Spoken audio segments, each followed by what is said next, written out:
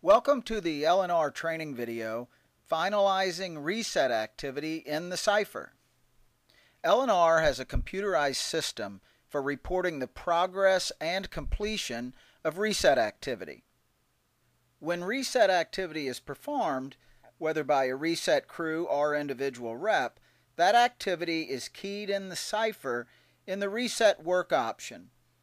When a reset crew or rep completes a reset job, pertinent entries are made and finished is entered in the Cipher for the reset status.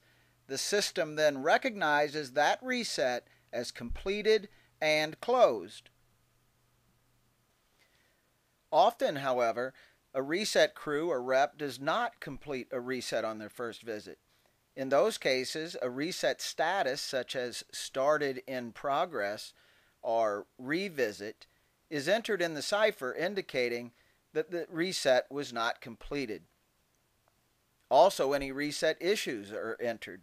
Missing manufacturer supplied fixtures, for instance, or store manager refusal. In those cases, the reset is not only unfinished in the store, but also shows as unfinished in the L&R system and remains an open job. When those open reset jobs are completed, whether it be by a reset crew returning to the store or a service rep completing the reset on a service call, for instance placing missing fixtures on the set when they arrive at the store, the completed reset activity must be entered in the Cipher. Otherwise, the reset just hangs open in the system and there is no verification that it has been completed. This video addresses the process of finalizing resets in the Cipher and thus in the L&R system.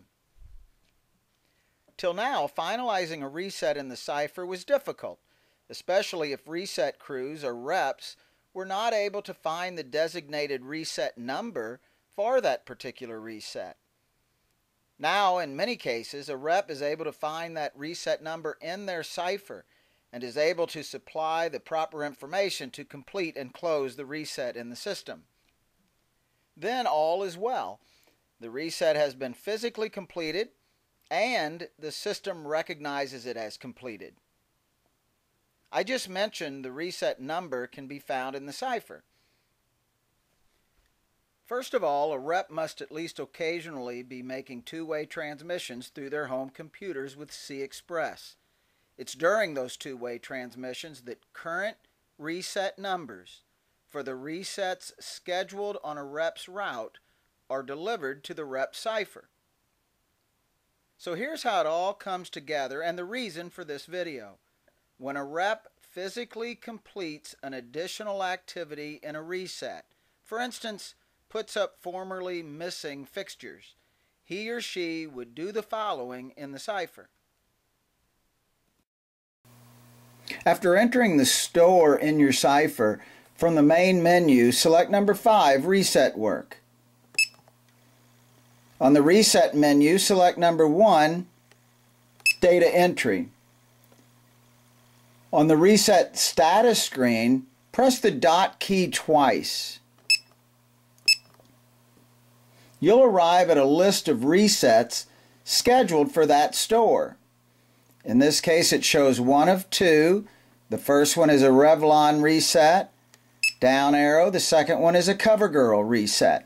It's the CoverGirl reset I'm after, so once you select that, press enter. If you're not able to find the appropriate reset number in the Cipher, inquire for the reset number by calling Chain Sales Support or your reset coordinator. Once you select the reset number from your Cipher or manually key in the number, you'll be at a reset status screen for that particular reset. You'll proceed to fill in the appropriate information for your reset related activities that day. You'll see the reset number, the account number, store number, and date. Enter through those down to rep hour and team hours. If you're a service rep, at this point, you're considered both a rep and the team leader for this reset. In this case, let's say you did 1 hour of additional work on the reset this day. You would put in 1 hour for rep hours, enter. 1 hour of team hours, press enter. Always keep in mind that decimal point and get your zeros and digits correct. Under footage, it's a 4-foot set. Enter. Height, 66 inches. Enter. And you're to the Reset Issues screen, including Reset Status. There you'd choose the new status of the reset from the Reset Status and Issues scan sheet found on the iNet. The different statuses are listed in the middle of the sheet with descriptions to the far right. The new status can be scanned off the sheet from the far left column or manually keyed in from the second column from the right. If manually keyed in, be sure you key in exactly as it's listed on the sheet, including capital letters. In this case, the appropriate reset status is finished. There are no issues. Press enter. It'll allow you to enter any fixture needs at this point, but we don't have any, so we will press escape. No fixtures recorded. Save reset yes. Press enter, and you're back to the main menu. As a special note, you really don't want to mark the reset as finished until it truly is completed and no work remains. If at any time there is an unfinished element to the reset, choose the appropriate reset status from the aforementioned Reset Status and Issue scan sheet. You might have to return to the reset work option multiple times on subsequent store visits before you're finally able to mark the status as finished. If at any time there are additional fixture needs, more information on ordering fixtures can be found in the Ordering Cosmetics Fixtures, Parts, and Graphics video. When you transmit the information that night, be sure to select the reset from the Reset Send list as you prepare to transmit. With a successful transmission, the system will recognize that reset as being completed and all is well in the L&R reset world. If questions, call your reset coordinator or Charles Franklin.